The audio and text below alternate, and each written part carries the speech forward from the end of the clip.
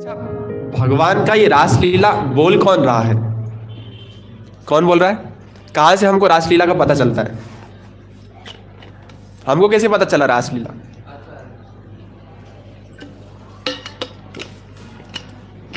कौन से आचार्य से? वेदव्यास जी। लेकिन बोला किसने? वो वेदव्यास जी ने तो लिख लिया जस्ट। हाँ, सुखदेव गोस्वामी जी। तो सुखदेव गोस्वामी जी ये कथा बोल रहे हैं। लिखना एक अलग बात रहती है और उसको बोलना सबके सामने। जैसे एक बार क्या हुआ, राधानाथ स्वामी महाराज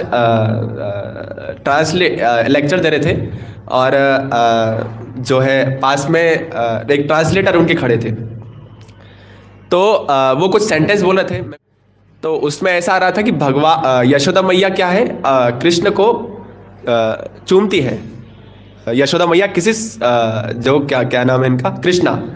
तो जैसे राधानाथ स्वामी महाराज बोले तो वो पास में ट्रांसलेट करते जा रहे थे हिंदी में, लेकिन जैसे ये वाला सेंटेंस बोले तो वो रिपीट कर दिए इंग्लिश में ही। फिर राधानाथ स्वामी महाराज वापस दोहराए तो वो वापस इंग्लिश में रिपीट कर दिए। तो बोले आप ट्रांसलेट क्यों नहीं कर रहे? राधानाथ स्वामी महाराज पूछे तो गौरांग प्रभु बोले क्योंकि ये ब्रह्मचारी है और उसमें से जो एक वर्ड है वो बोलने में इनको शर्म आ रही है। तो राधानाथ स्वामी महाराज बोले सही है, ब्रह्मचारी का अच्छा लक्षण है। तो वो बोलना कुल मिला के मतलब वो बोलना और लिखना दोनों में बहुत अंतर है। तो ये लीला बोल कौन रहा है? रासलीला भागवतम किसने बोला? सुखदेव गोस्वामी जी ने। तो सुखदेव गोस्वामी जी का अगर हम लाइफ स्टोरी समझें तो सुखदेव गोस्वामी जी इतने बड़े वैरागी या अवधूत जिनको बोलेंगे, 16 साल तक अपने माँ की गर्भ में ही रहे। सोचिए, किसी को पता? किस किस को नहीं पता था ये बात? बताइए कोई। अच्छा, आपसे एक प्रश्न है, क्या आपने कभी ऐसा देखा है कि 16 साल तक कोई अपनी माँ की गर्भ में रहे? बोले अभी मुझे बाहर नहीं निकलना है, थोड़ा वेट करता हूँ। ऐसा हो ही नहीं सकता, पॉसिबल ही नहीं है। लेकिन सुखदेव गोस्वामी जी 16 साल तक अपनी माँ की गर्भ में रहे और बोले कि मैं बाहर नहीं निकलूंगा, जैसे ही बाहर आऊंगा तो क्या होगा, माया हमें पकड़ लेगी। जैसे इसलिए जो 4 कुमार है, सनक, सनंदन, सनातन, सनत कुमार, वो अपनी तपस्या के बल में 5 वर्ष के बालक जैसे ही रहते हैं। तो उनसे किसी ने पूछा भैया क्यों ऐसा कर रहे हो, बड़े हो जाओ। तो बोले हम 5 वर्ष के बालक इसलिए रहते हैं क्योंकि जैसे ही 5 वर्ष से धीरे धीरे बड़े रहते हैं तो क्या होता है, हृदय में काम वासना ऑटोमेटिकली उत्पन्न हो जाती है। और ये किसी का दोष नहीं है। जैसे प्रभुपाद जी भगवत गीता के 16वें अध्याय में आई थिंक बताते हैं, वो क्या बोलते हैं, जैसे एक जो पानी का तालाब बना हुआ है यहाँ पे और उसके पास में जो पेड़ खड़ा है, तो वो पेड़ कैसा है, सीधा है। लेकिन अगर हम उसे पानी के तालाब में देखेंगे तो क्या होता है, उल्टा दिखता है। वो पत्ते ऐसा लगता है कि नीचे जमीन की तरफ जा रहे हैं और जड़ें ऊपर की तरफ जा रही है। अजीब सा पेड़ है ये। तो वैसे ही जो आध्यात्मिक जगत है उसका जस्ट उल्टा क्या है, ये भौतिक जगत। इसलिए यहाँ पे सबसे बड़ी बात अगर हम समझे रासलीला के बारे में, तो इसलिए क्या होता है कि गोपियाँ क्या करती थी, सब कुछ अपना छोड़ छाड़ के, अपनी पतियों को छोड़ छाड़ के क्या करती थी, आती थी कृष्ण के साथ नृत्य करने। तो इस धराधाम पे, यहाँ पे भौतिक जगत में क्या रहता है, ये एकदम गलत है। लेकिन आध्यात्मिक जगत में क्या है, परकीय रस जिसको बोलते हैं। परकीय रस मतलब विप्रलंब, एक दूसरे से दूर रहना, वो भाव जो है वो वहाँ पे मेन है आध्यात्मिक जगत में। तो वैसे ही जैसा प्रभुपाद जी बताते हैं कि इस भौतिक जगत क्या है, एकदम उल्टा है आध्यात्मिक जगत के। तो आध्यात्मिक जगत में भगवान के साथ क्या हो सकता है, प्रेम हो सकता है। लेकिन इस भौतिक जगत में क्या होता है,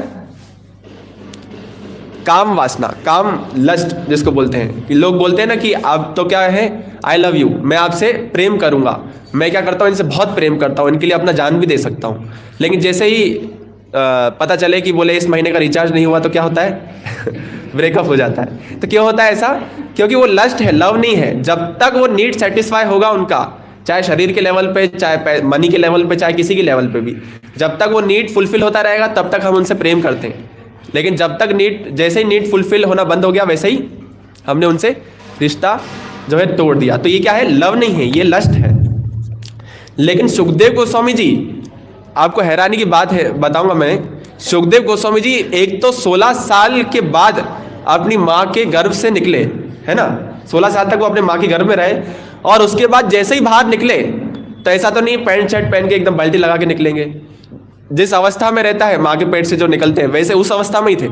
और जिस अवस्था में निकले, एकदम नग्न अवस्था में वो भागने लग गए। बोले कि मैं यहाँ पे नहीं रुकूंगा, वो भी बाहर क्यों निकले? भगवान ने उनको गारंटी दी कि भैया मैं अपनी माया को बोल दूंगा, आपको कुछ नहीं करेगी, आप बाहर तो निकलो। तो फिर जैसे ही वो बाहर निकले तो क्या हुआ, जैसे ही जिस अवस्था में निकले उसी अवस्था में वो भागने लग गए। और भागते भागते एक कुंड था, वहां पे स्त्रियां नहा रही थी। पहले नदियों में ही नहाती थी, कोई बाथरूम तो होता नहीं था, तो वहां पे वो नहा रही थी कुछ स्त्रियां।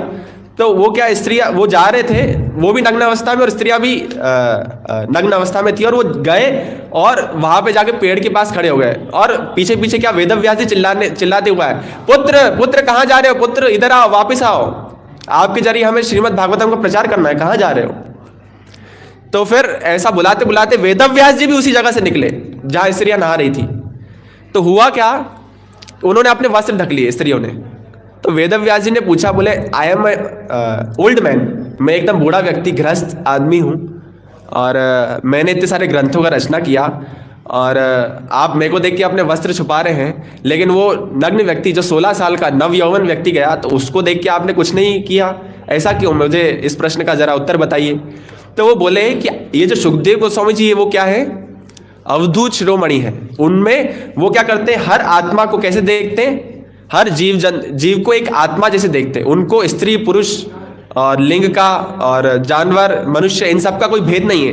वो हर किसी के हृदय में एक आत्मा को जो है, आत्मा उनको देखते हैं। लेकिन आप में वो भी भेद है, क्योंकि आप गृहस्थ हो, तो इसलिए आप में क्या है, वो भेद है, आप स्त्री पुरुष और इन सब का भेद करते हैं।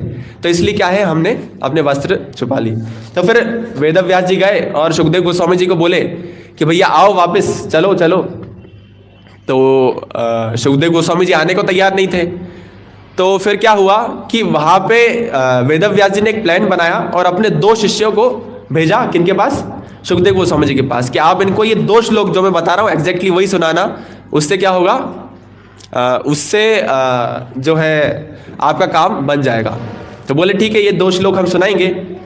तो एक पहला जो शिष्य था उन्होंने सुनाया श्रीमद् भागवतम के 10वें स्कंद से, क्या सुनाया, बरहा पीड़म नटवर वपु, मतलब भगवान का रूप माधुरी का दर्शन किया। कई जगह भागवतम में भगवान के रूप का माधुरी का दर्शन है। उसमें से 4 मुख्य श्लोक आते हैं। एक भीष्म पितामह ब्रह्मा जी द्वारा, एक भीष्म पितामह द्वारा, एक नाग पत्नियों द्वारा, और एक ब्राह्मणियों जो ब्राह्मण की पत्नियां थी उनके द्वारा, और एक गोपियों के द्वारा। 4 जगह था। तो एक शायद मेरे ख्याल से भीष्म पितामह द्वारा था, उनके द्वारा नहीं था। तो ऐसे 4 जगह भगवान के रूप का वर्णन आता है। लेकिन जो गोपियों का रूप का वर्णन है, ऐसा बोलते हैं वो टॉप मोस्ट है। तो उनके शिष्य ने क्या किया, वही श्लोक समझाया, वही श्लोक जाके सुनाया सुखदेव गोस्वामी जी को। तो सुखदेव गोस्वामी जी क्या थे, उस समय ध्यान कर रहे थे। तो जैसे ही उन्होंने वो श्लोक सुना, उसका मीनिंग इस प्रकार है कि बरहा पीड़म नटवर वपु, मतलब भगवान के जो सर पे वो क्या है, मोर पंख। बरहा पीड़म नटवर वपु, the best among the dancer, बहुत अच्छे से नृत्य करते, नटराज या नटवर। और कर्णयो कर्णिकारम, मतलब भगवान, कर्णयो मतलब 2 कान, और कर्णिकारम मतलब फ्लावर, फूल जिसको बोलते हैं। तो उसमें ऐसा वर्णन आता है कि भगवान क्या करते हैं, जब अपने ग्वाल बाल के साथ चलते हैं, तो जो राधा रानी रहती है वो भी उस समय जाती रहती है अपने सखियों के साथ। और उनको क्या चाहिए, एक इशारा चाहिए कि भगवान जो क्या है, एक इशारा करे हमें कि कब वो मिलेंगे या कौन सी दिशा में मिलेंगे। तो भगवान ग्वाल बाल के साथ इधर जाते रहते हैं, और जिस कान पे वो फूल रखते हैं तो राधा रानी और बाकी गोपियां देख के समझ जाती कि आज हमें उस डायरेक्शन पे जाना है।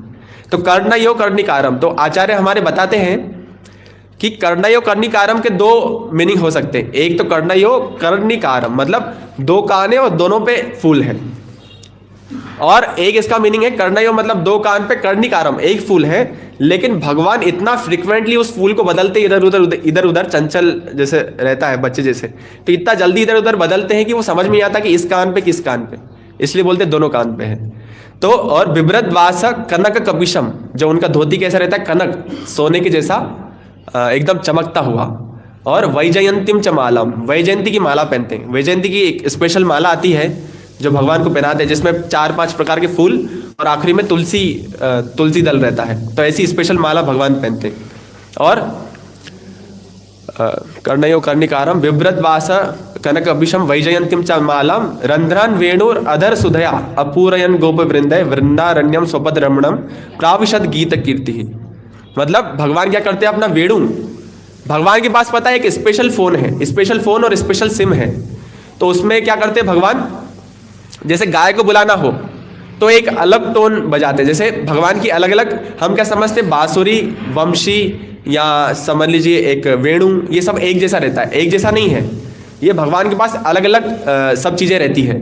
तो भगवान को जैसे गाय को बुलाना रहता है तो एक कुछ बजाते हैं, अलग ट्यून बजाते हैं बांसुरी में, और गोपियों को बुलाना रहता है तो अलग ट्यून, गायों को बुलाना रहता है तो अलग ट्यून, और अपने ग्वाल बाल सखाओं को बुलाना रहता है तो अलग ट्यून। तो वैसे भगवान क्या करते हैं, बांसुरी बजाते हैं, और वो अपने मित्रों के साथ क्या करते हैं, वृंदावन में पूरा घूमते रहते हैं। तो जैसे ही सुखदेव गोस्वामी जी ने ये श्लोक सुना तो वो बोले कौन है इतना सुंदर व्यक्ति, आखिर कौन है ये, इसके बारे में मैं और जानना चाहूंगा, लेकिन ये मटेरियल वर्ल्ड है। फिर वो माया से डर गए, बोले होता क्या है, इस भौतिक संसार में कोई व्यक्ति सुंदर रहता है तो बहुत ज्यादा घमंडी रहता है। बोले मैं सुंदर हूँ, बाकी सब आसपास नहीं भटकने चाहिए, ये सब काले कलूटे बेगन लूटे लोग ऐसा समझते लोग।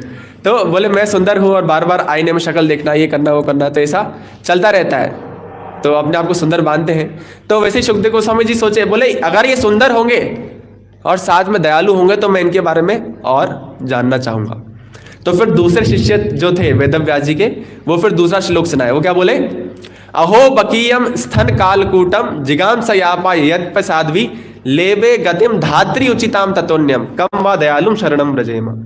मतलब इससे ज्यादा दयालु और कौन होगा, जो पूतना उसको अपने स्तन में कालकूट नामक जहर जो है मिलाकर मारने आई थी, लेकिन कृष्ण ने क्या किया, बोले ये दूध पिला रही, दूध कौन पिला सकती, माँ पिला सकती है। तो उनको क्या किया, लेबे गतिम, ऐसा गति प्रदान किया, अपनी माँ के समान दर्जा दिया गोलोक वृंदावन में। तो बोले इससे दयालु और कौन होगा।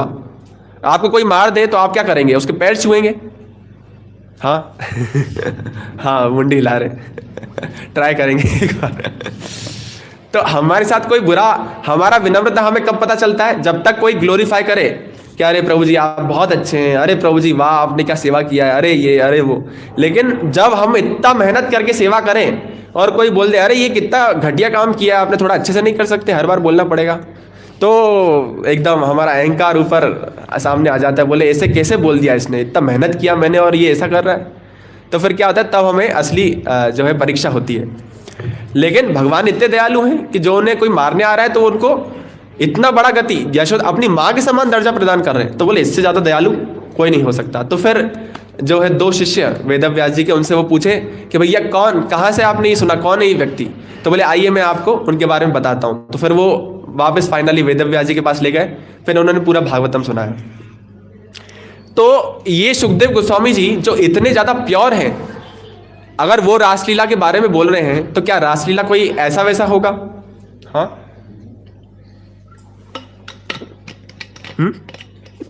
बताइए, फिर ऐसा वैसा हो नहीं सकता वो।